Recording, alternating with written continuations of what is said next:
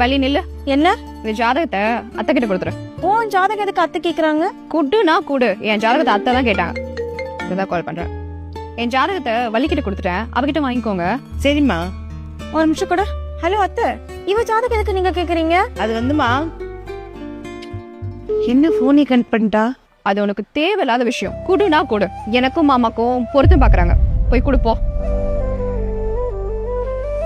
வாமா வள்ளி. இந்தாங்க.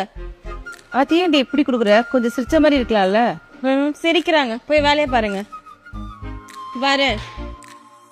நீ பாத்து வர போற கண்டுக்கவே மாட்டா.